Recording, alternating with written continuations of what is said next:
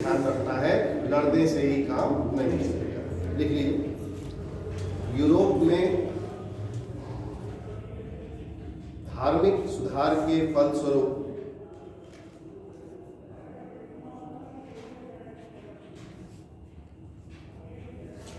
Protestant आंदोलन का प्रसार हुआ।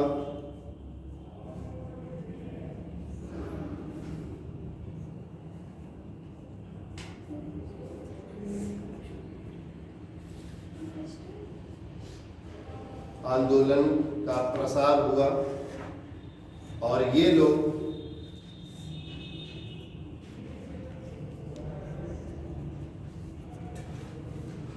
अमेरिका में जाकर बस गए। तो धर्म ही एक कारण था अमेरिका में जाने का। पास में नहीं पड़ता।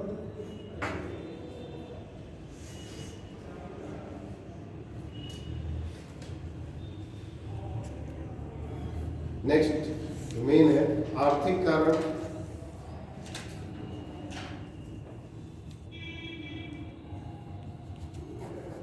पॉइंट बना के लिख लीजिए, उसको आप डिटेल कर सकते हैं। औद्योगिक क्रांति, बस पॉइंट पॉइंट लिखेंगे इसमें। कच्चे माल की प्राप्ति, उसी में सब आएगा, लिख लो। तैयार माल का बेचा जाना, बाजार लिख सकते हो शॉर्ट में।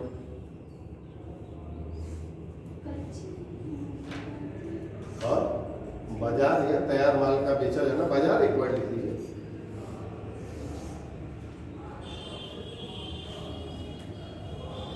अधिकाधिक लाभ की आकांक्षा, अधिकाधिक, अधिक से अधिक लाभ की आकांक्षा।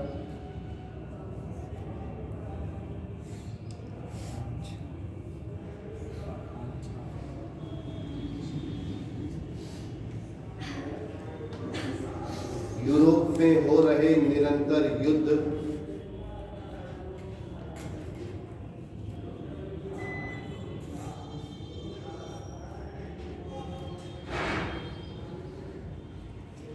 शांतिप्रिय जीवन जीने की आकांक्षा।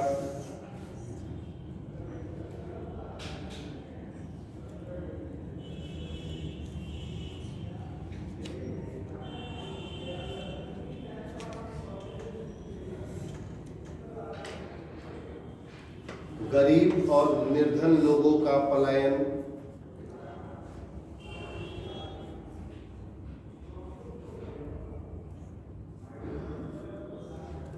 जो गरीब है, इसके पास नहीं है पैसा, सोचा कि चलो वहां पे हो सकता है कुछ मौका मिल जाए। इस तरह की चीजें, गरीब और निर्धन लोग भी चले गए, धर्म के आधार पर भी चले गए, पूंजीपति लोग, व्यापारी लोग व्यापार के लिए चले गए, अलग अलग रूप में लोग वहां पर जाने लगे।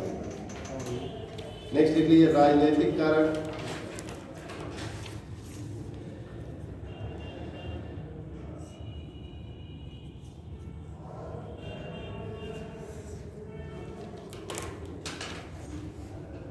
यूरोप में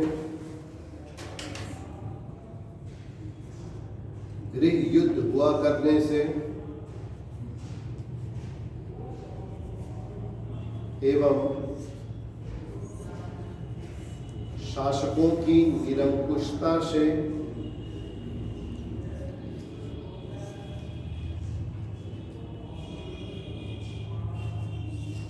निरंकुशता मतलब जो राजा बन गया वो बन ही जाता था, हटना है नहीं, फिर उसका बेटा बनेगा, उसका बनेगा। निरंकुशता से जनता दुखी थी।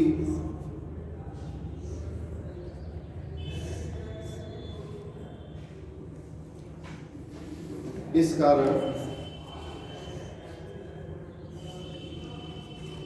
अमेरिका की ओर वो पलायित हो गए या चले गए।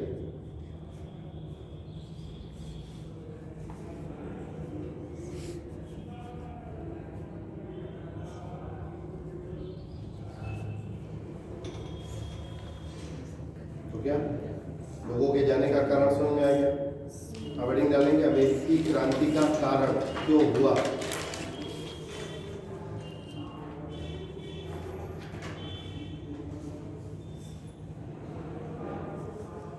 पहला, समाज की की स्वतंत्रता,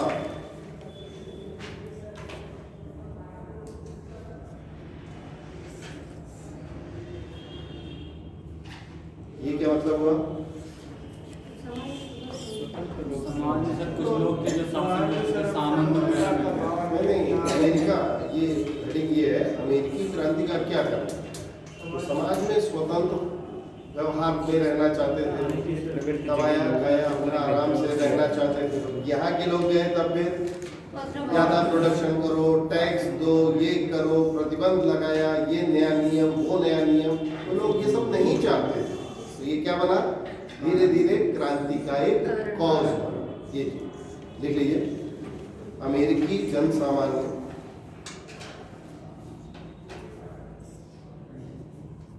एक सामान्य जीवन व्यतीत करते थे।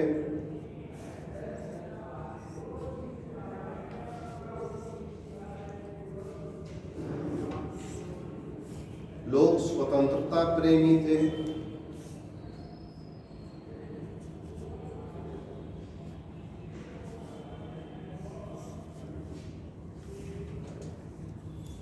और यूरोपियों के या उपनिवेशों के आगमन से उनकी स्वतंत्रता क्या हुई, मजबूत हुई, छीनने लगी, समाप्त होने लगी, अंकुश लग गया। अच्छा वर्ड लिखो, क्या लिखे? उपनिवेशों के आगमन से उनकी स्वतंत्रता पर अंकुश लगा।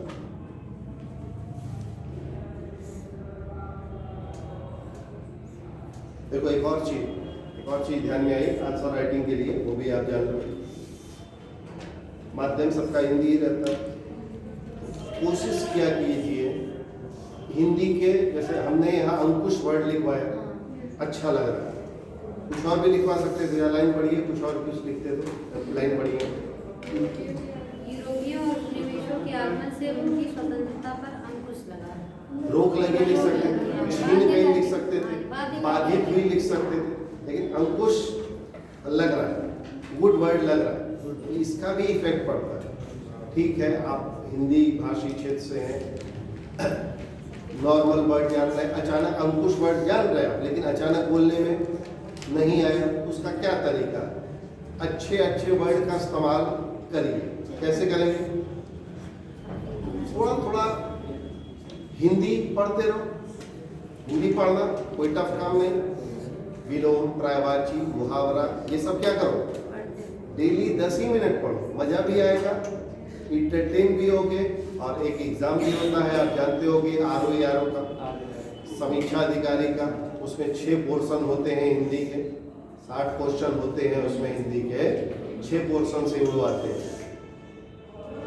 एक आता है तत्सम तद्भव, एक आता है विशेषण विशेष, एक आता है वन वर्ड सब्स्टिट्यूट, एक आता है विलोम, एक आता नहीं मुहावरा, एक आता है विलोम, एक आता है पर्यायवाची, और एक आता है गलती ढूंढ, त्रुटि वही गलती, त्रुटि ढूंढ। ये 6 पोर्शन रहते हैं, सबके 10-10 क्वेश्चन रहते हैं, और 60 क्वेश्चन रहता है। GS 140 नंबर का होता है, और 60 नंबर का आपका क्या होता है, हिंदी होता है। तो हिंदी में जैसे GS में आप कितने भी महारथी हो जाओ, 100 के ही आसपास रह पाओ, समझ लो। हिंदी में अगर आप जैसे 140 का 100 कितना परसेंट हो गया? 140 का 75, कितना परसेंट हुआ? देखो तो कितना परसेंट में आया।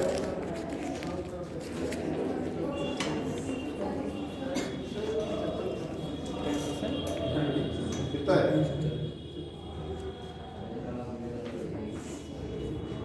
ध्यान नहीं चढ़ा है इनको। 140 का 100 कितना परसेंट है? 56 नहीं, 56 आधा हो। कितना कहे हैं सर? 140 का 100%। नहीं, 140 का 100 कितना? 140 में 100 कितना परसेंट है? उसका 100 रुपये का परसेंट होगा। हाँ, 100 कितना परसेंट होगा? 70 के आसपास होगा बिहार।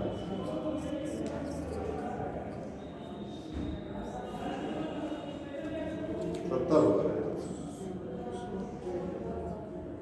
अरे 10% कितना हो गया? 14 हो गया। 14% हो, 70% हो, ठीक है, नहीं होगा। अरे 140 का 10% कितना हुआ? 14 हुआ। 140 का 10% 14 हुआ, और 14 सत्ते 98 हो गया। 98 70% हुआ ना। हाँ ठीक है, चलो सही।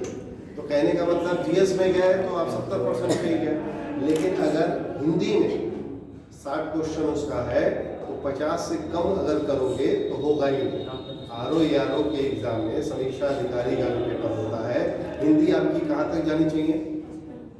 60 में 50 से नीचे हो गए तो समझो बाहर हो गए, क्योंकि जीएस में आप ये थोड़ी है कि 130 चढ़ा ले जाओगे, नहीं।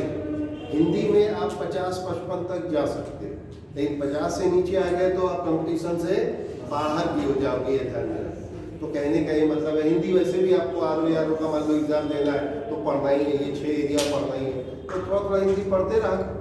थोड़ा हिंदी पढ़ोगे तो ये 6 एरिया का पढ़ते रहोगे, विलोम है, पर्यायवाची है, ये सब पढ़ते रहोगे तो आपकी क्या होगी? एक तो एग्जाम की भी तैयारी होगी, और आंसर लिखोगे तो जब अच्छे अच्छे वर्ड आप दिमाग में पढ़ते रहोगे तो आंसर लिखने में वो वर्ड यूज करो। बात समझ आई? तो हिंदी एक ऐसा है कि आंसर लिखने में भी आपको हेल्प करता है। दूसरी चीज, एग्जाम ही रहेगा आपका, उसमें 60 क्वेश्चन रहेगा, और 60 पे पासिंग करने से काम चलेगा नहीं। 50% 50 से अबव 55 तक कम से कम सही होता है, तभी इधर सिलेक्शन। तो हिंदी आसान भी होता है, और कोई ऐसा तो है नहीं कि संधि पूछ रहा है, समास पूछ रहा है, रस छंद अलंकार पूछ रहा है, वो सब नहीं होता। ये जो 6 एरिया मैंने गिनाया यही रहता है। तो हिंदी भी डेली क्या किया करो, 10 ही मिनट पढ़ो। विलोम पढ़ने में क्या जाता है? 50 विलोम ही पढ़ गए तो क्या चला जाता है? 20 पर्यायवाची ही पढ़ लिए तो क्या चला गया? 10 मिनट टाइम लगा। तो पढ़ते रहोगे तो हिंदी भी आपकी सशक्त होती रहेगी, आंसर लिखने में वो हेल्प करेगी, और प्लस जब एग्जाम आएगा तो अलग से बैठ के हिंदी नहीं पढ़ना रहेगा, आपकी उस पर मजबूरी है। ठीक, चलिए क्या लिखे? स्वतंत्रता पर अंकुश लग गया। नेक्स्ट,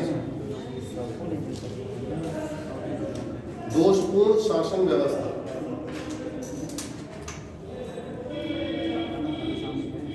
दोषपूर्ण शासन व्यवस्था, अमेरिकी क्रांति होने के कारण लिख रहे हैं हम लोग।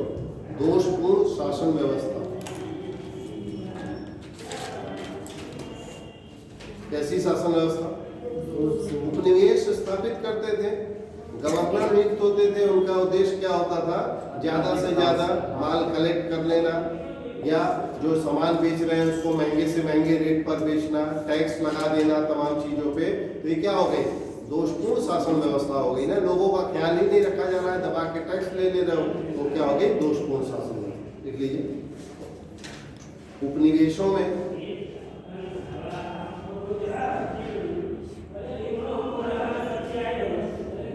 उपनिवेशों में गवर्नरों की नियुक्ति की जाती थी। गवर्नर की नियुक्ति की जाती थी, जिनके द्वारा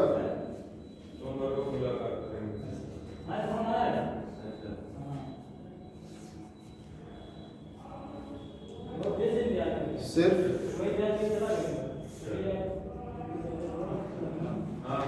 दोषपूर्ण कर लगाना,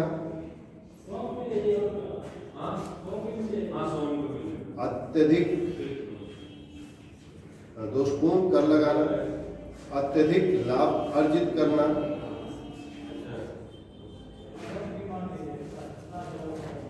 इत्यादि उनका प्रमुख ध्येय था।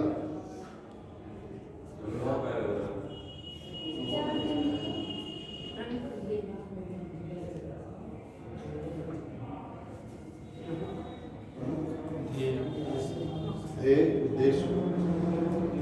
नेक्स्ट देख लो। ब्रिटिश सरकार का बढ़ता हस्तक्षेप।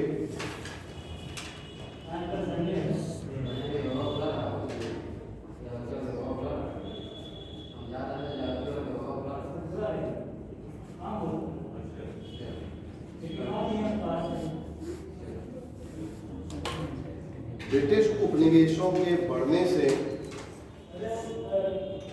जब उपनिवेश ज्यादा होगा तो ब्रिटिश सरकार का भी तो दबदबा बढ़ेगा। ब्रिटिश उपनिवेशों के बढ़ने से अमेरिका पर ब्रिटिश सरकार अधिक ध्यान देने लगी। ध्यान देने का मतलब नेगेटिव सेंस में है, वसूलने के सेंस में है। अत्यधिक ध्यान देने लगी।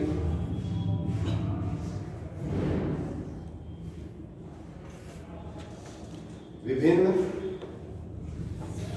कानून बनाने लगी,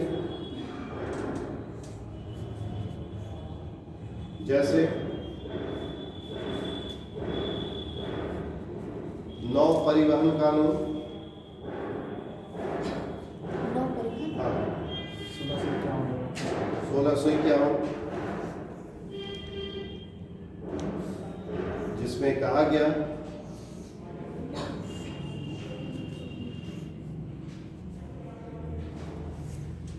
कि सिर्फ ब्रिटिश जलयानों से ही वस्तुओं का आयात निर्यात होगा।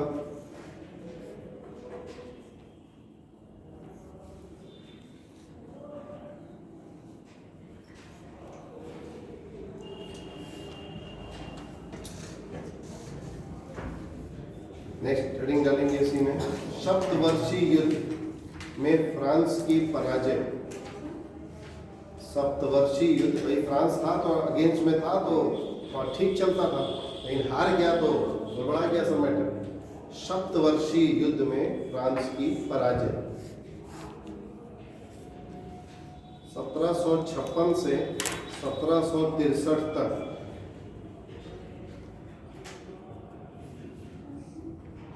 56 से 63 तक ब्रिटेन और फ्रांस के बीच सप्तवर्षीय युद्ध चला।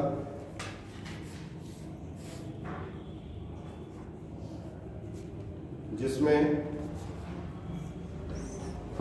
इंग्लैंड जीत गया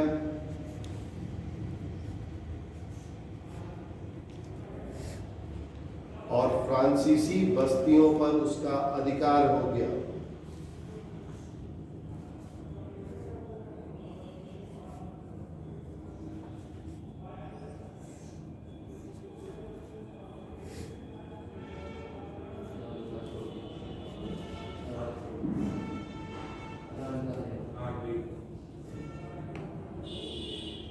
इस युद्ध में अंग्रेजों को क्या हुआ? उपनिवेश फ्रांसीसियों के पे तो कब्जा कर लिए, लेकिन यहाँ पे उनकी स्थिति आर्थिक रूप से लड़ने के कारण उनकी भी स्थिति क्या हो गई? खराब हो गई। कब्जा तो कर लिए फ्रांसीसी उपनिवेशों पे, लेकिन उनकी स्थिति खराब हो गई। तो इंडिया में उसका क्या इम्पैक्ट दिखाया अंग्रेजों ने?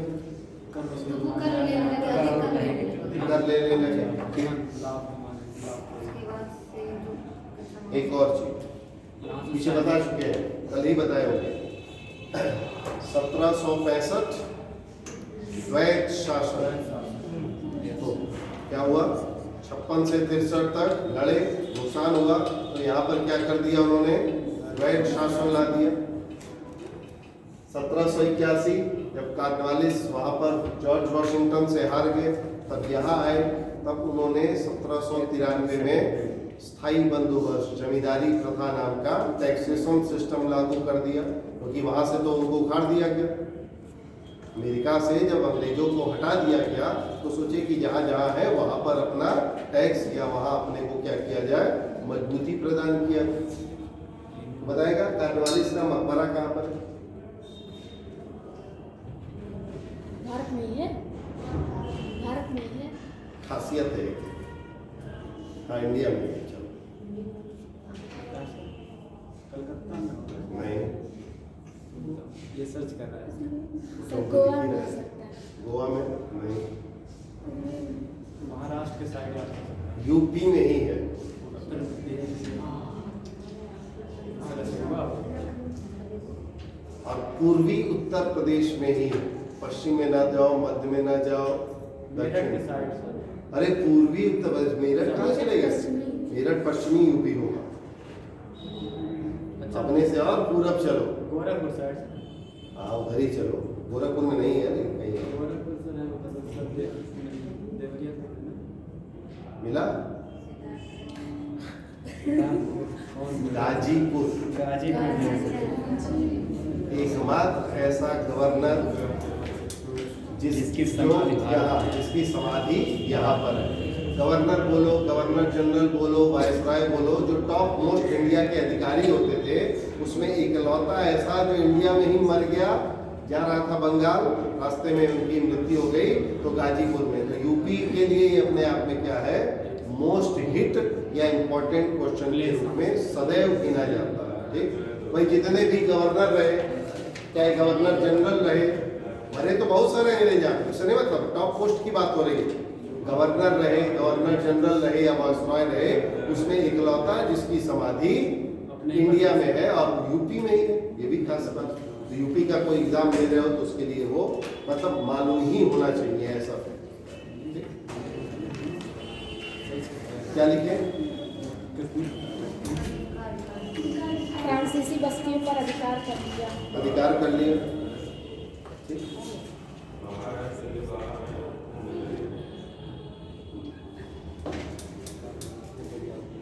नेक्स्ट लाइन में अंग्रेजों द्वारा बनाए गए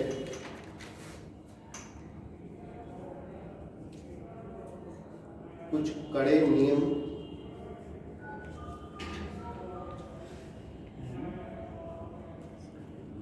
अंग्रेजों द्वारा बनाए गए कुछ कड़े कानून या नियम। पहला लिख लीजिए, ब्रिटिश प्राइम मिनिस्टर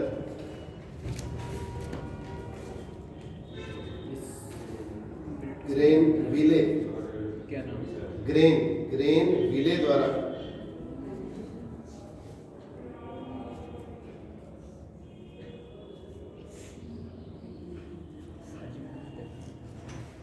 जहाजरानी कानून को सख्ती से लागू किया गया। जहाज पे जो जाएगा, अंग्रेजों के जहाज पे ही उन लोगों का सामान जाएगा। जहाजरानी कानून को सख्ती से लागू किया गया।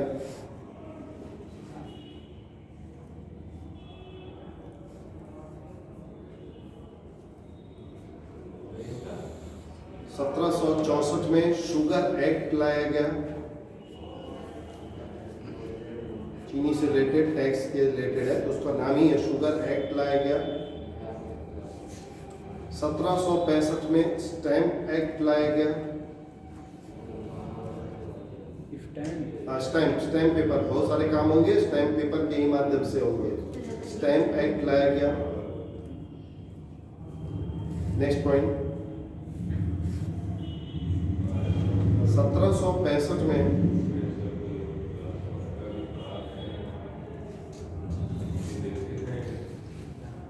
विलियम पिट के वित्त मंत्री टाउनशेड द्वारा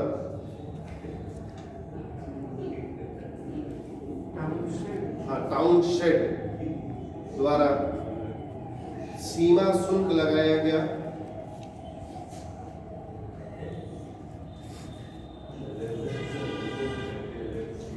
चाय, कागज, शीशा एवं धातुओं पर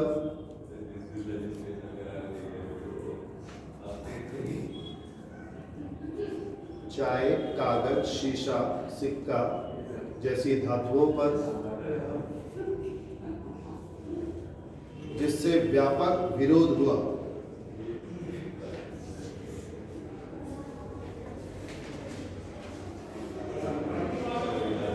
नेक्स्ट पॉइंट हेडिंग के रूप में, तात्कालिक कारण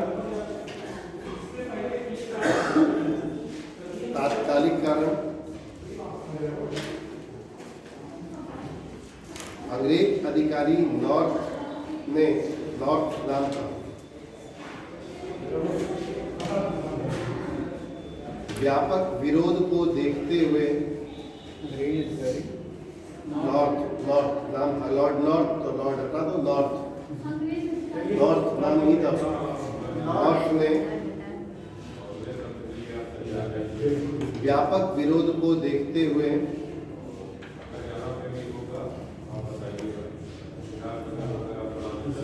अनेक वस्तुओं से कर हटा दिया,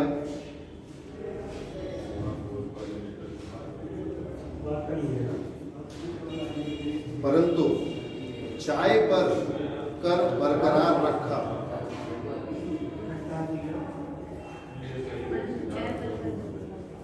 चाय पर टैक्स बरकरार रखा, जिसका उद्देश्य था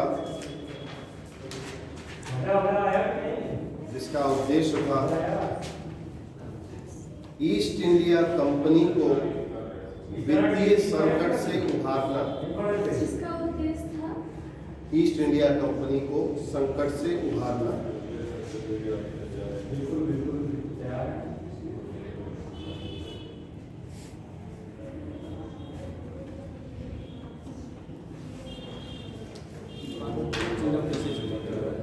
लाइन चेंज या उसे लिखो। ईस्ट इंडिया कंपनी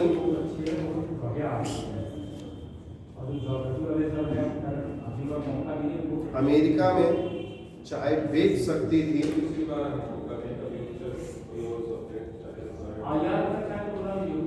अमेरिका में चाय बेच सकती थी। इसका विरोध हुआ। वो मनमाने रेट पर बेच रही थी, इसका क्या हुआ? विरोध हुआ।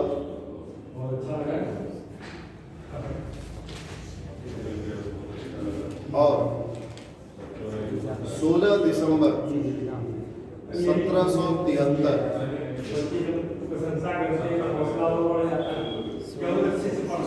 16 दिसंबर 1773 सैमुअल एडम्स के नेतृत्व में सैमुअल एडम्स के नेतृत्व में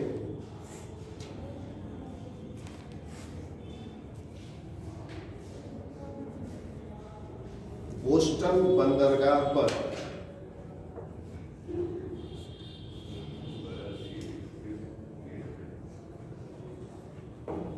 ईस्ट इंडिया कंपनी के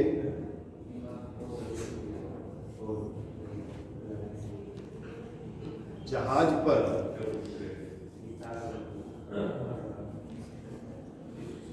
चाय से भरी पेटियों को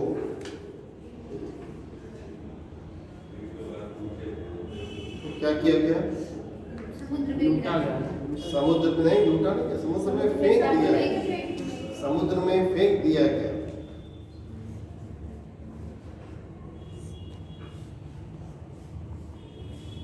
इसी को क्या कहते हैं? लिख लीजिए। Boston T party. इसे बोस्टन टी पार्टी कहते हैं। बोस्टन टी पार्टी कहते हैं।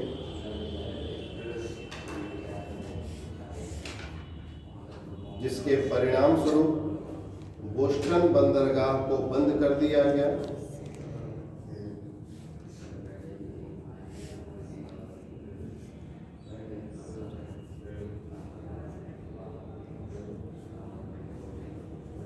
और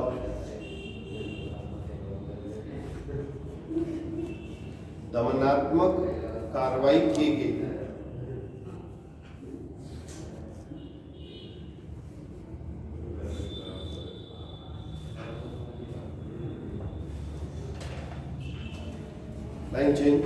इसकी प्रतिक्रिया स्वरूप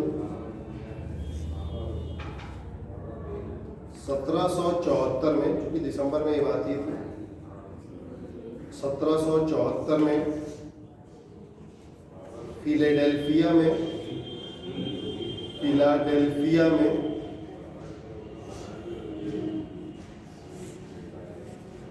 अमेरिकी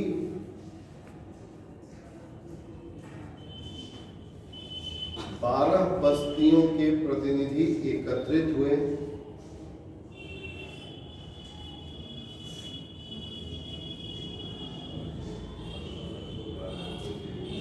और स्वशासन की मांग करने लगे।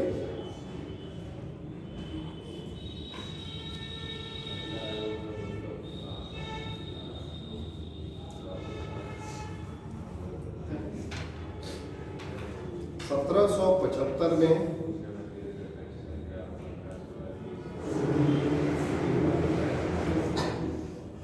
अमेरिकी स्वतंत्रता संग्राम की शुरुआत हो गई। अमेरिकी स्वतंत्रता संग्राम की शुरुआत हो गई।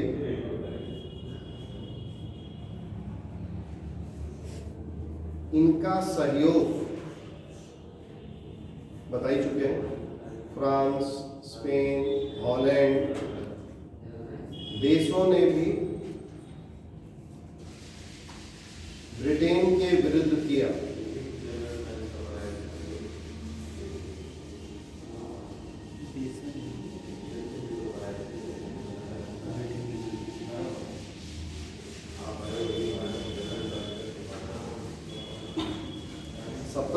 इक्यासी में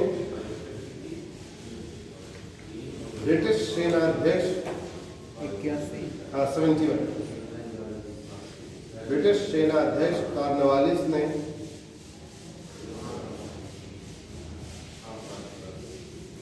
आत्मसमर्पण कर दिया।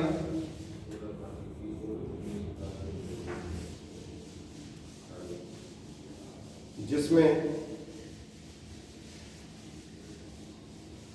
अमेरिकी सेनापति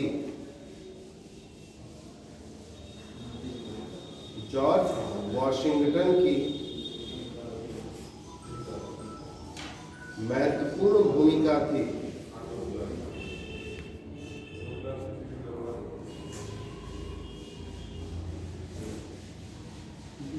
लाइन चेंज करके लिखिएगा। जॉर्ज वॉशिंगटन की महत्वपूर्ण भूमिका थी। कॉर्नवालिस ब्रिटेन की ओर से था और इधर से कौन था? George Washington. लाइन चेंज करके एक लाइन लिख लीजिए। 3 सितंबर 1783 पेरिस की संधि के साथ 3 सितंबर 1783 पेरिस की संधि के साथ अमेरिका स्वतंत्रता संग्राम समाप्त हुआ।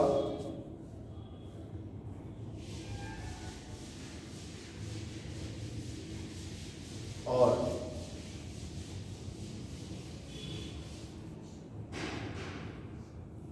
अमेरिकी बस्तियां स्वतंत्र हो गई।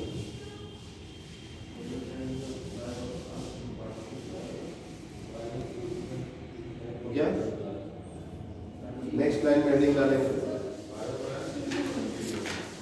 अमेरिका स्वतंत्र हो गया बस्तियां। 3 सितंबर 1783 पेरिस संधि, अमेरिका स्वतंत्र। बस नेक्स्ट लाइन में एक हेडिंग डालिए। इसके रिलेटेड मैटर आपको बताने और लिखने हैं। युद्ध में इंग्लैंड की असफलता का कारण। युद्ध में अमेरिका की इंग्लैंड की असफलता का कारण।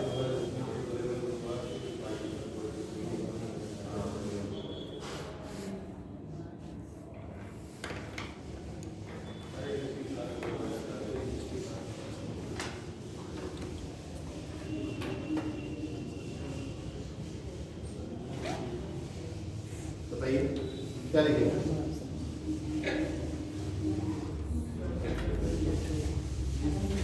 क्या लिखेंगे इसमें सर? पहला तो सर उसके पहले इंग्लैंड युद्धों में बिजी था, तो पहले तो इसकी जनगणना हुई है। और दूसरा अमेरिका में फ्रांस एशिया में भी अन्य देशों के सहयोग किया। ठीक है। योग्य अधिकारी नहीं थे। नौसेना उतनी सशक्त नहीं थी कि जा के वहां पर क्या कर सके, लड़ सके। जाके उपनिवेश बनाना अलग है, जा के लड़ लेना अलग इशू।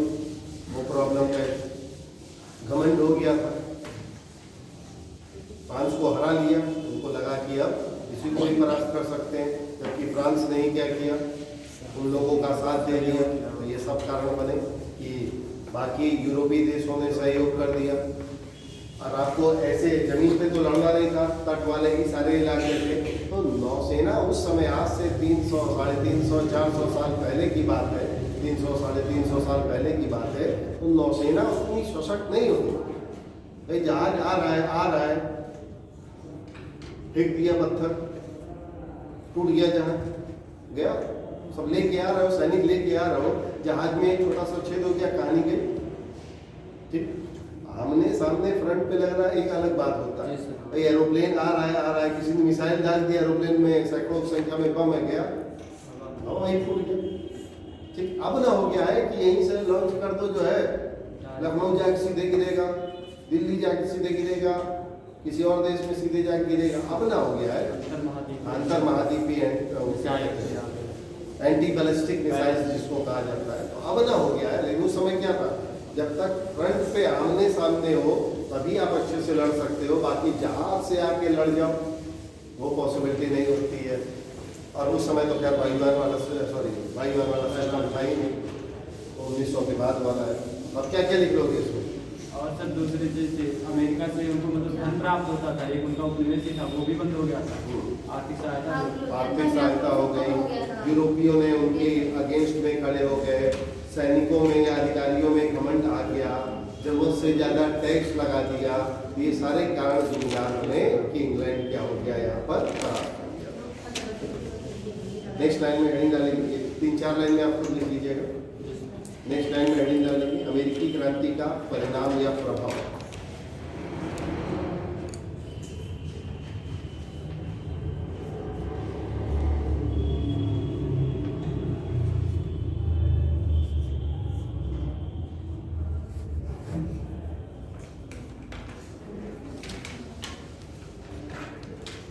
देखिए, अमेरिकी क्रांति के परिणाम स्वरूप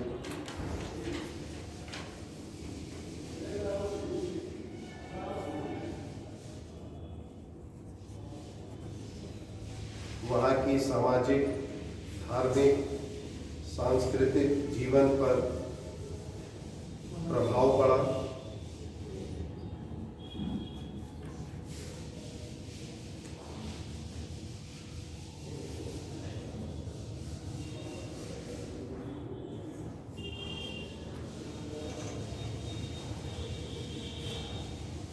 लोगों ने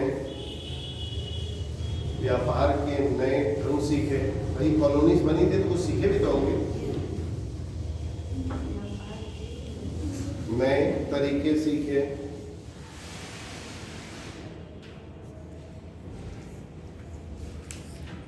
शिक्षा का महत्व बढ़ा,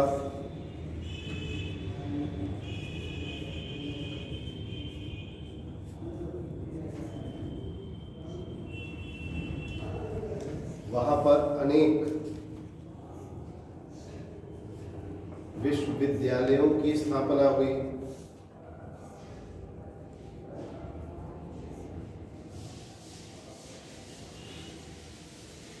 कई ऐसे विश्वविद्यालय हैं जो आज बहुत फेमस यूनिवर्सिटीज के, येल यूनिवर्सिटीज का नाम आपने सुना होगा, इसके अलावा ऑक्सफोर्ड यूनिवर्सिटी का नाम सुना होगा, कैलिफोर्निया विश्वविद्यालय का नाम सुना होगा। तो वो धीरे धीरे वहाँ पर डेवलप हुए, जो अगर आज वर्ल्ड में टॉप 10 विश्वविद्यालय की बात किया जाए तो उसमें अमेरिकी विश्वविद्यालयों की संख्या जानी जाती है।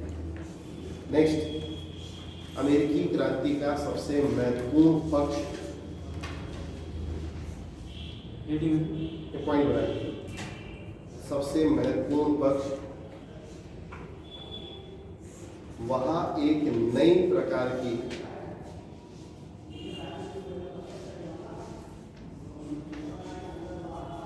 शासन व्यवस्था की शुरुआत हुई।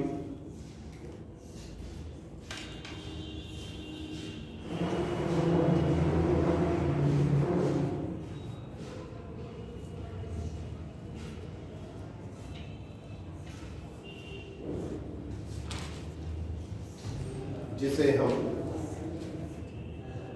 लोकतांत्रिक व्यवस्था या संवैधानिक व्यवस्था कहते हैं।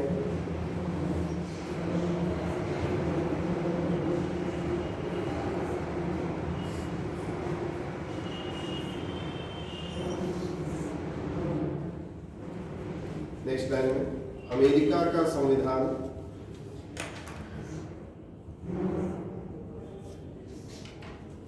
को विश्व का प्रथम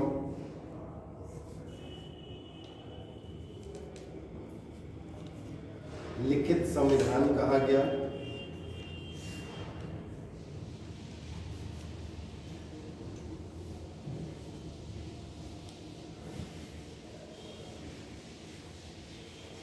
इसकी विशेषताएं हैं।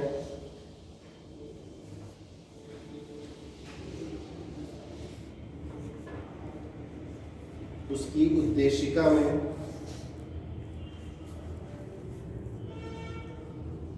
We the people of United States, जैसे हम लोग का है we the people of India, हम लोग वहीं से बहुत सारी चीज फॉलो की है। We the people of United states,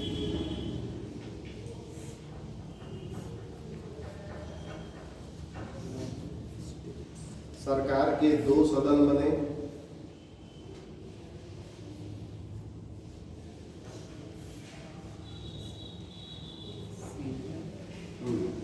उच्च सदन को, सरकार के 2 सदन हुए, जैसे लोकसभा राज्यसभा यहाँ होता है, वहाँ उच्च सदन को सीनेट कहते हैं और निम्न सदन को हाउस ऑफ रिप्रेजेंटेटिव्स।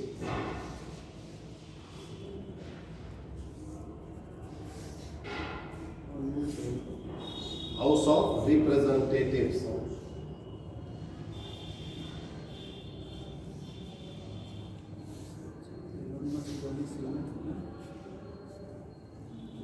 अमेरिकी शासन व्यवस्था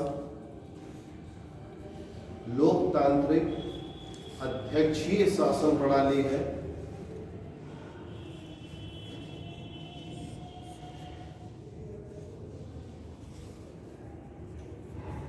अर्थात शक्ति का केंद्र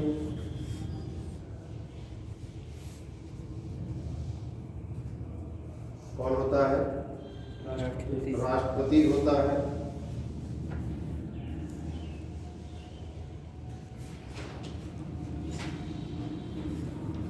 जिसका चुनाव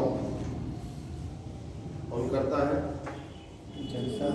सीधे जनता करती है।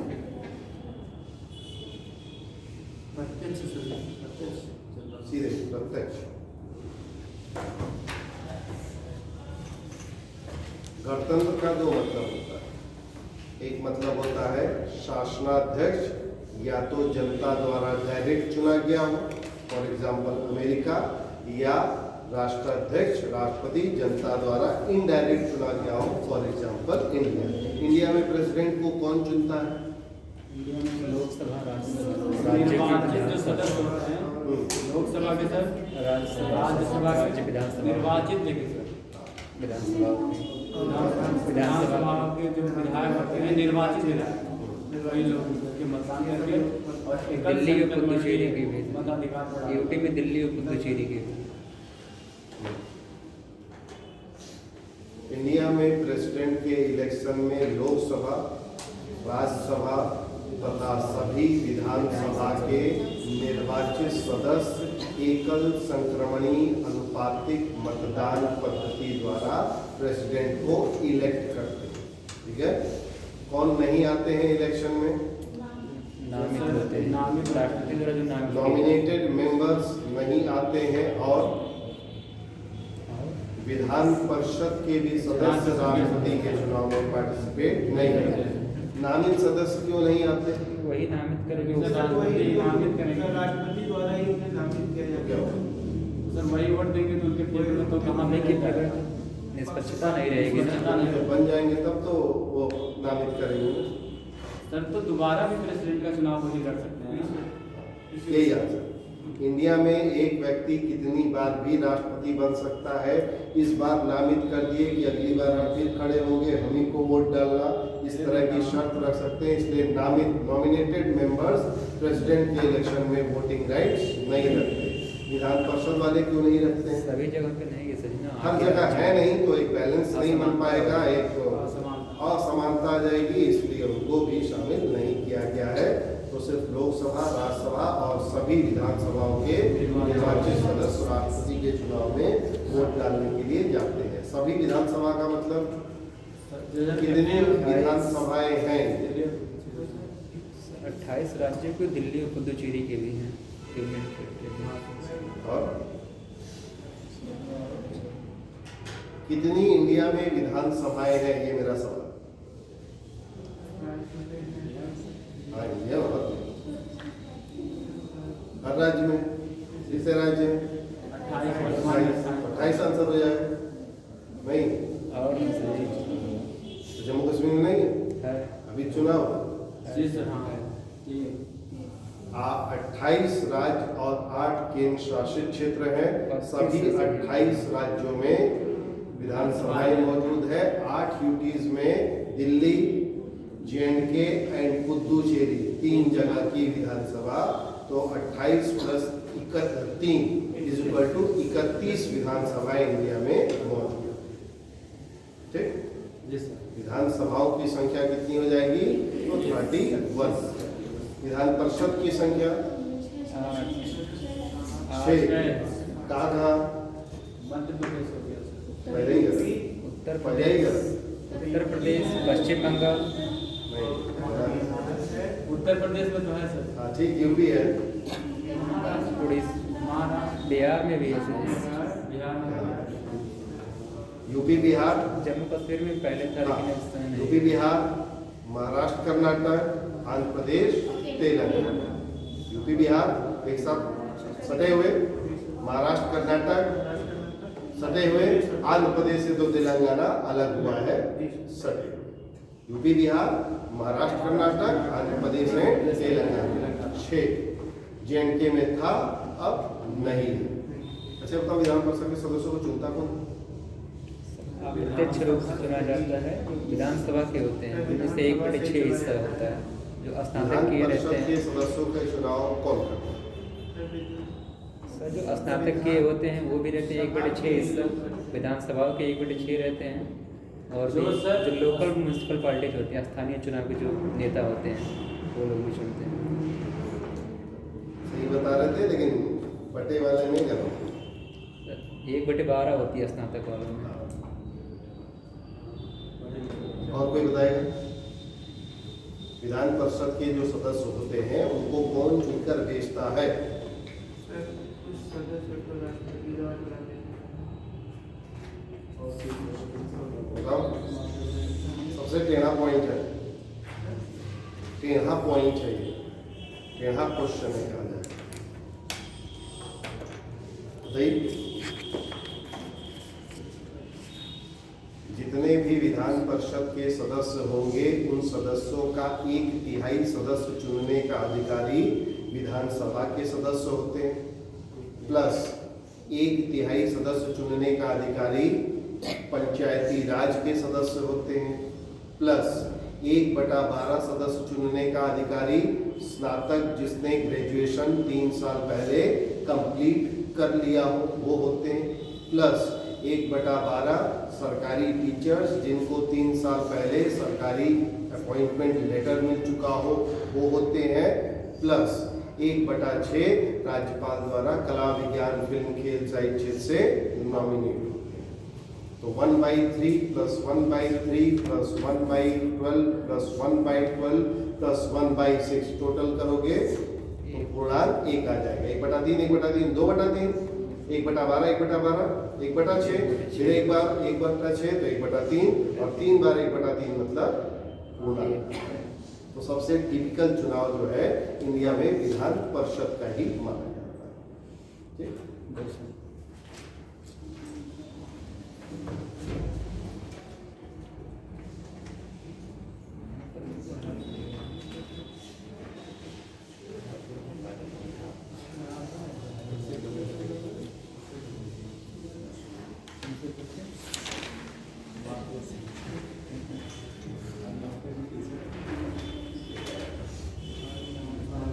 जरा क्वेश्चन करते हैं जरा।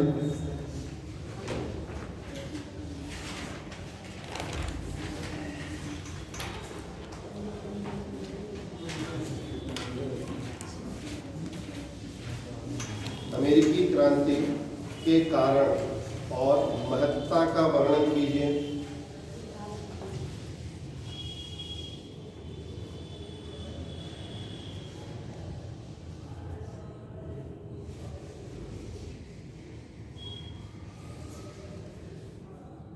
क्या लिखिएगा?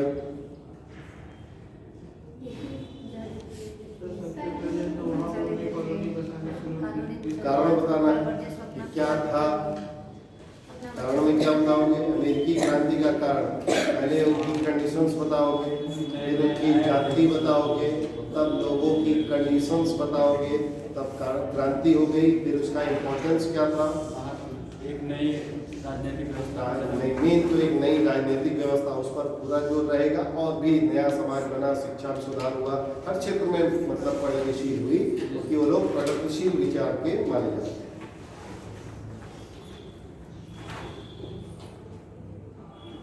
बहुत अच्छा क्वेश्चन है, ये आप लिख सकते हो। अब इस क्वेश्चन को बताओ। अमेरिकी क्रांति एक वयस्क होते हुए उपनिवेशी समाज के इतिहास में एक प्राकृतिक एवं अपेक्षित घटना थी। टिप्पणी की बोले। अमेरिकी क्रांति एक वयस्क होते उपनिवेशी समाज के इतिहास में एक प्राकृतिक और अपेक्षित घटना थी।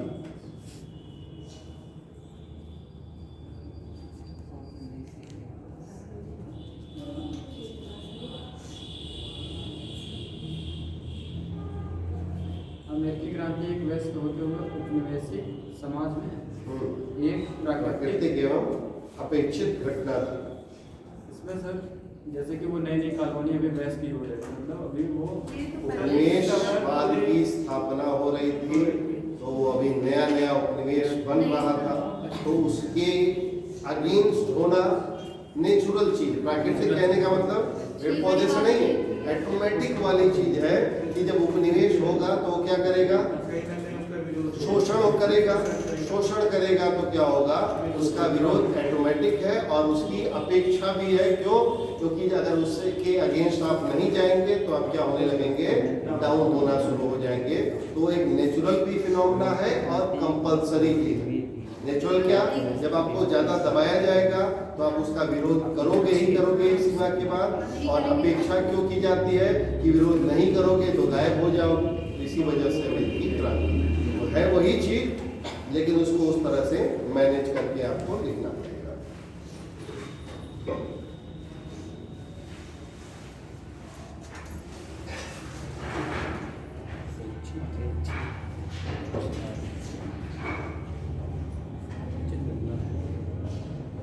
अमेरिका के स्वतंत्रता संग्राम ने अमेरिका को और साथ ही यूरोप को भी रूपांतरित किया। ये भी अच्छा क्वेश्चन है। अमेरिकी स्वतंत्रता संग्राम ने अमेरिका की और साथ ही यूरोप को भी रूपांतरित किया।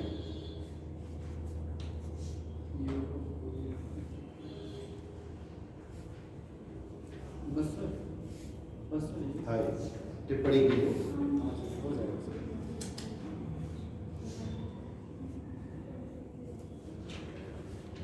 इसमें सर वहाँ पे जब सर वो अमेरिका जो स्वतंत्र हो गया, इससे असर अमेरिका तो सर वहाँ बदलाव होने लगा, लेकिन साथ ही उसके मद्देनजर यूरोपीय देश विचारों की परिवर्तन आपस में करने लगे। अमेरिका में चेंज हुआ तो सर यूरोप के जो मतलब यूरोपीय विचारों में भी चेंज आने लगा सर। जैसे कि हम हर किसी को उपनिवेश अपने उनका देश भगा में दिया नहीं गया, बना सकते। तो उनको समझ में आया कि हम इधर उधर जाएंगे, उपनिवेश स्थापित करेंगे तो हमें हटाया भी जा सकता है, हमें नुकसान भी हो सकता है। तो हम क्यों ना अपने ही देश को सशक्त करें, या कहीं उपनिवेश स्थापित कर रहे हैं तो वहाँ सही ढंग से शासन करें या आसान तरीके से शासन करें।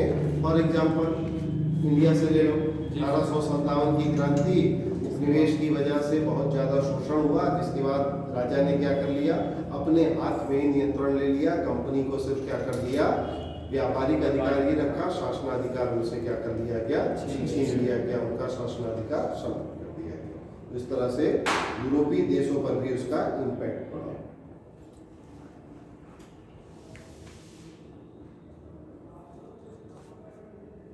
अमेरिकी स्वतंत्रता संग्राम के प्रभावों की विवेचना की।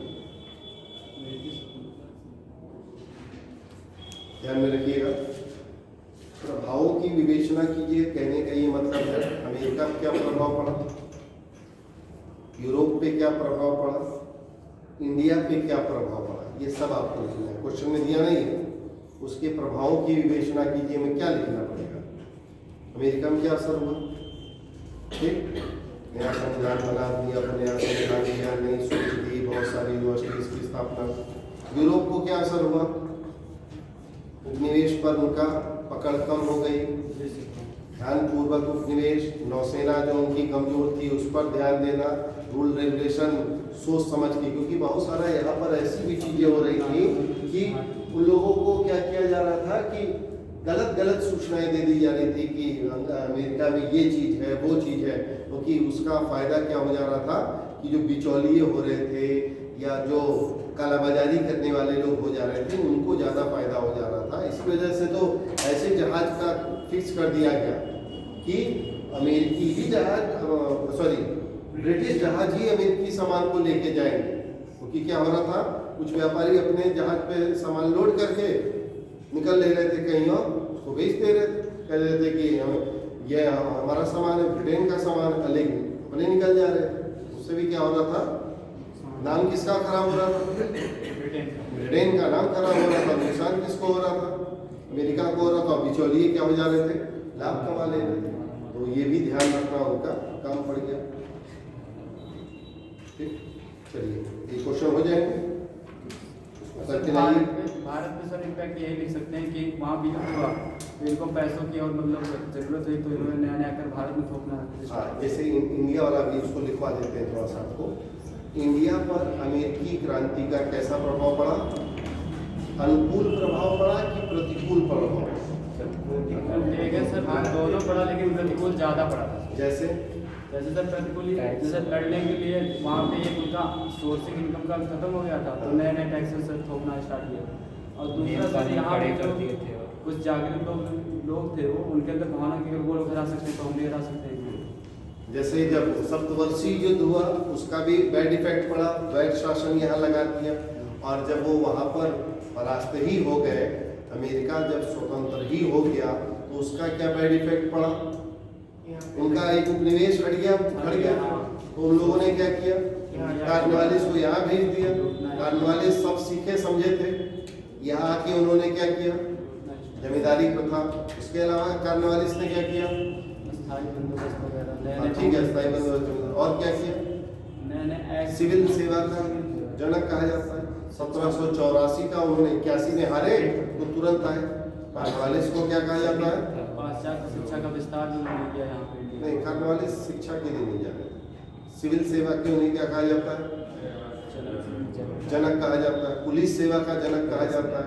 यहाँ पर जो सेना थी उसको ऑर्गेनाइज किया, वही सैन्य शक्तियों को ऑर्गेनाइज किया। जो भी एक्ट यहाँ पर आ रहे थे उसमें कार्नवालिस ने कहा कि इसको कड़ाई से क्या किया जाए, लागू किया जाए। जो एक्ट बनाए जाए वो ध्यान में, यहाँ के लोगों को ध्यान में रख के बनाए जाए, ज़्यादा उस पर वो ना हो। अरे वो तो 1857 की क्रांति जो हो गई उसकी जो मेन वजह यही थी कि लंबे समय तक ईस्ट इंडिया कंपनी द्वारा क्या किया गया, आर्थिक शोषण, सामाजिक शोषण, ये प्रथा है वो प्रथा है ये प्रथा है, उसको समाप्त नहीं कर रहे थे। धार्मिक शोषण, टीका नहीं लगाना है, कोई धार्मिक चिन्ह अपनी बॉडी पर नहीं रखना है, इस तरह की प्रथा है। और सबसे मेन क्या था, राजनीतिक रूप से 1853 डलहौजी ने क्या किया था, हड़प की नीति ला दिया था, जिससे बहुत सारे राजाओं का राज्य ही हड़प दिया जा रहा था। वही गोद लेना, हड़प गोद लेने की प्रथा को उसने क्या करा दिया था, समाप्त बैन करा दिया था, जिसके परिणाम स्वरूप क्या हुआ, राजा भी राजनीतिक रूप से भी नाखुश थे, धर्म में भी लोग नाखुश थे, समाज में जो बुराइयां थी उसमें भी अंग्रेज फंस गए थे। कैसे फंस गए थे, समाज की जो बुराइयां थी उसको इंडिया के आधे लोग ये कह रहे थे कि अंग्रेज शासन कर रहे हैं, उनको समाप्त करना चाहिए। अंग्रेज उस पर कोई खास ध्यान दे नहीं रहे थे। आधे लोग कह रहे थे ये हमारी प्रॉब्लम है, हम सॉल्व करेंगे। समझ में, दोनों तरह से वो फंस गए थे। आधे लोग कह रहे थे कि अंग्रेज शासन कर रहे हैं तो उनको हटाना चाहिए, अंग्रेजों को उससे क्या मतलब? हाँ ठीक है, विलियम बेंटिक ने राजा राम मोहन राय के सहयोग से सती प्रथा पर नहीं थोड़ा बहुत ही काम किए। आधे लोग कह रहे थे अंग्रेज क्यों करें, तो जो समाज में बुराइयां थी वो बड़े पैमाने पर व्याप्त थी। धार्मिक रूप से उन लोगों ने क्या कर दिया, टीका नहीं लगाना है, सेना में आना है तो कोई भी धार्मिक चिन्ह नहीं होना चाहिए, सेना में अगर आप आ गए हैं तो आपको कहीं पर भी हम समुद्री यात्रा के लिए क्या कर सकते हैं, भेज सकते हैं। तो इस तरह की धार्मिक रूप से जब बाधाएं हुई तो जनता धीरे धीरे क्या हो गई थी, असंतुष्ट हो गई थी, जिसका परिणाम एक अचानक चर्बी वाले कारतूस का परिणाम हुआ कि मंगल पांडे ने क्या कर दिया, अपने अधिकारी गोली मार नाम आधिकारिक नाम किसको मारा, कब मारा, क्यों मारा, कब मारा, किसको मारा, क्यों मारा, कहाँ मारा, और मंगल पांडे था एक सैन्य सिपाही। बताओ कौन था मंगल पांडे? सैनिक था। कहाँ का पैदाइश थी उसकी? बलिया। काम कहाँ करता था? काम कहाँ करता था? हाँ ना, जल्दी फटाक से बताओ। इसमें ऐसी चीज तो होती नहीं कि रीजनिंग है कि लगाओगे आंसर आएगा, मैथ है लगाओ, मालूम होगा, बताओगे नहीं होगा। कहाँ जॉब करते थे मंगल पांडे? नहीं गला। अरे कहाँ? छावनी कोई जगह थोड़ी, गोरखपुर छावनी, दिल्ली छावनी, मेरठ छावनी, कौन छावनी? गलत। गोरखपुर फटाक से बताओ। हाँ ना, जल्दी मालूम बताओ। यस और नो कुछ है? नहीं?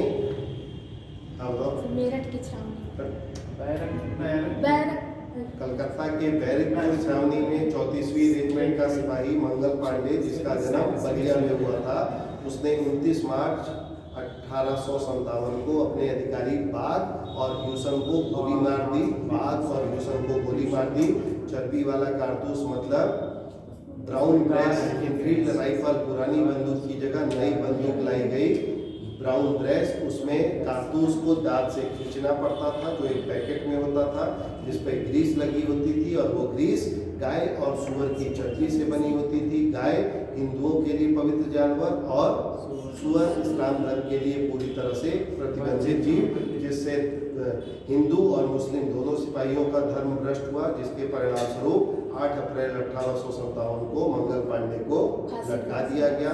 ये घटना धीरे धीरे करते हुए जब मेरठ सैनिक छावनी के सिपाहियों को पहुंची, तब उन लोगों ने 10 मई, भाई मोबाइल तो है नहीं, वायरल हो जाएगा, टाइम लगा। 10 मई को मेरठ सैनिक सिपाहियों ने क्या कर दिया, अपनी बटालियन को भंग कर दिया और वहां से कहाँ पहुंच गए, मेरठ से दिल्ली पहुंच गए। अंतिम मुगल बादशाह बहादुर शाह जफरी थे, बुला गए थे, उनको कहा तुम हमारे क्या बन गए, लीडर बन जाओ। वो भी कहे कि फिर से लीडर बनने का मौका मिल रहा है, सिपाही हमारे साथ हैं, लीडर बन गए। लेकिन वो शायद मेरे ख्याल से 60-70 साल के हो चुके थे, तलवार उठाने भर का दम नहीं था। उनका जो सेनापति था बख्त खान, वो बरेली गया हुआ था, बरेली से लौटा, तब उन्होंने उसका नेतृत्व किया और फिर ये विद्रोह क्या हुआ था, यूपी बिहार के विभिन्न इलाकों में फैल गया। ठीक, और 1857 के विद्रोह का मेन कारण क्या था, चर्बी वाला कारतूस, या कह लो धार्मिक कारण। लेकिन और भी कारण क्या थे, जिम्मेदार। तो क्या बता रहे थे आप लोगों को, अमेरिकी स्वतंत्रता संग्राम का यहाँ क्या असर पड़ा, तो नॉर्मल कंडीशन में निगेटिव इफेक्ट ही पड़ा, क्योंकि अंग्रेज जब वहाँ से हटे तो उन्होंने यहाँ पर और मजबूती से शासन करना शुरू कर दिया। लेकिन यही होता है ना, ज्यादा मजबूती के चक्कर में गांठ इतनी भी ना बांध दो गला ही दब जाए या बिगड़ जाए सीन। वही चीज हुआ, उन लोगों ने ज्यादा शातिरता दिखानी शुरू की, जिसके चक्कर में अब एग्जाम में एक ही आंसर ज्यादा अच्छा लिखते चले जाओ तो निश्चित है फेल हो जाओगे, बाकी नहीं लिखोगे। एक ही को गढ़ के लिख दिए, 10 क्वेश्चन है, 2 ही को लगे स्केचिंग करने, फोटो बनाने, ये करने, तो निश्चित है फेल हो जाओगे। तो वही हाल हुआ। बहुत अच्छे से भी शासन करने के चक्कर में क्या हुआ, यहाँ उन लोगों ने धीरे धीरे जनता को असंतुष्ट कर दिया, जिसका परिणाम हुआ कि इस तरह का विद्रोह देखने को मिलता है। तो अमेरिकी स्वतंत्रता संग्राम का अगर यहाँ पे कहा जाए तो निगेटिव इफेक्ट ही मिला, समय के साथ साथ दुनिया पे संविधान का इफेक्ट मिला, वो बाद में इंडिया को मिला ना। उस समय अगर कहा जाए 1700-1800 के आसपास, तो इंडिया को उसका कोई पॉजिटिव इफेक्ट देखने को नहीं मिला। पॉजिटिव इफेक्ट भी एक बड़ा देखने को मिला। उनको ये समझ में आया इंडियंस को कि अमेरिका में भी तो ब्रिटिश ने कॉलोनी बसाई थी, यूरोपियों ने कॉलोनी बसाई थी, तो अमेरिका वाले इकट्ठा हुए और उनको भगा दिए। ये अपने आप में एक बहुत बड़ा पॉजिटिव इफेक्ट है। बाकी हमें निगेटिव इफेक्ट ही देखने को मिलता है। लेकिन अब ऐसे समझो 1780 में हम कोई स्वतंत्रता आंदोलन के लिए कोई इकट्ठा नहीं हुए। स्वतंत्रता आंदोलन के लिए हम कब इकट्ठा हुए? 1857 में भी हम लोग अपने अपने हितों के लिए लड़ रहे थे। कांग्रेस पार्टी की स्थापना हो गई 1850, उसके द्वारा भी 20 साल तक कुछ नहीं किया गया। 1905 जब बंगाल का विभाजन हो गया, तब हम धीरे धीरे क्या होने लगे, एक्टिव होने लगे। तो कहने का मतलब अमेरिकी क्रांति या अमेरिकी स्वतंत्रता कब हुई? 1780 के दशक में हुई। और हमारे में कब जागरूकता आई? 1905 में आई, या और अच्छे से गांधी जी के आ जाने के बाद आई। तो डायरेक्ट उनका असर नहीं पड़ा, लेकिन लोगों के मनों में एक भावना आई। लेकिन वो भावना 1781 में आई होगी, और उस समय के जो लोग जाने होंगे जान के खत्म हो गई होगी। उस भावना का बहुत ज़्यादा विकास थोड़ी हो पाया होगा। क्यों? क्योंकि जो भी चीज़ें हैं, समाचार पत्र हैं, अखबार हैं, चीज़ें हैं, उस समय उतनी थोड़ी हुआ करती थी कि कोई चीज़ पता चल जाएगी। पहले अखबार कैसे होता था? एक अखबार छप गया, मान लो एक गांव में लेके कोई पहुंच गया, जो पढ़ा लिखा व्यक्ति है वो गांव में सबको कलेक्ट किया, पेड़ के नीचे उस अखबार को पढ़ दिया, ये सरकार कर रही है, हमें ऐसा ऐसा करना चाहिए, नहीं करना चाहिए, जो भी अखबार में लिखा है। फिर उसी अखबार को लेकर दूसरे गांव में चले गए, फिर किसी ज्ञात मतलब पढ़े लिखे ने उसको पढ़ा। इस तरह से होता था। ये नहीं कि घर घर जो है अखबार बट रहा है, इस तरह का उस समय अखबार भी नहीं हुआ करता था। इतने संसाधन नहीं थे, इतनी प्रिंटिंग प्रेस नहीं थे, या खर्चा होता। राजा राम मोहन राय ने तो अपना सब कुछ घर द्वार बेचकर अखबार चलाया था। वो फर्स्ट व्यक्ति माने जाते हैं जिन्होंने अखबार का संपादन मतलब लिखना, प्रकाशन, छपाई और वितरण खुद ही बांटते या बंटवाते थे। तो लिखते भी थे, छापते या छपवाते भी थे, और बांटते या बंटवाते भी थे। इसीलिए उनको भारत में पत्रकारिता का जनक भी कहा जाता है, राजा राम मोहन राय। ठीक, नेक्स्ट लाइन में हेडिंग डाल के उसको लिख लीजिए जो बताएं शॉर्ट में। अमेरिकी स्वतंत्रता संग्राम का भारत पर प्रभाव।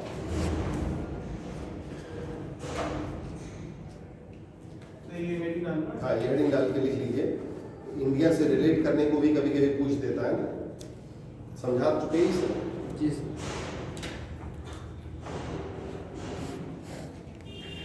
देखिए, भारत पर अमेरिकी स्वतंत्रता संग्राम का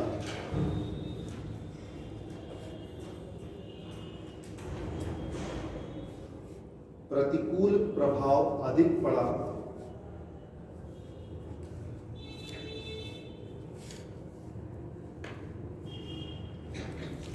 अनुकूल प्रभाव कम पड़ा।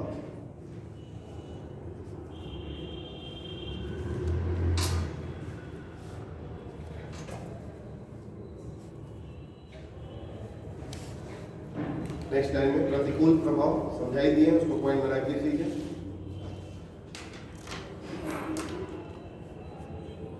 ब्रिटिश उपनिवेश की अमेरिका में समाप्ति से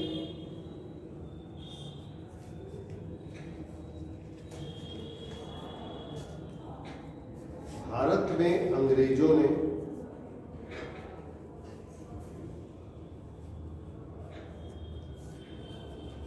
अपना औपनिवेशिक नियंत्रण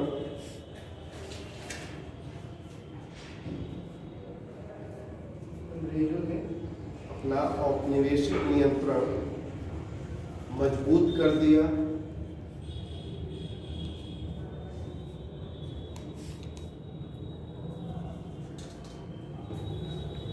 कार्नवालिस नामक अनुभवी व्यक्ति को भारत भेजा।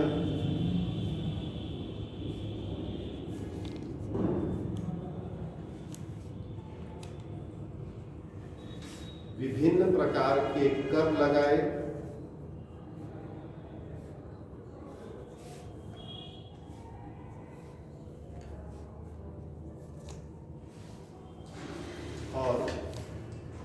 उत्पादन इकाइयों, फैक्ट्री भी लिख सकते हैं आप, उत्पादन इकाइयों की भारत में स्थापना की।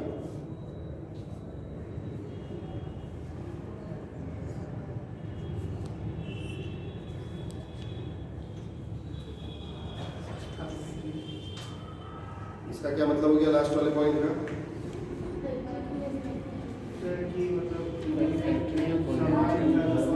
बता चुके हैं 1818 कलकत्ता के फोर्ट ग्लोस्टर पर पहला ब्रिटिश उद्योग सूती वस्त्र उद्योग लगाया गया था। फोर्ट ग्लोस्टर 1818, तो यहाँ पे वो फैक्ट्री लगाने लगे, जिससे क्या हुआ, वस्तुएं यहीं बनने लगी, जिससे उनका आने जाने का वो चीज कम हो गई। अनुकूल प्रभाव इंडिया पे क्या पड़ा?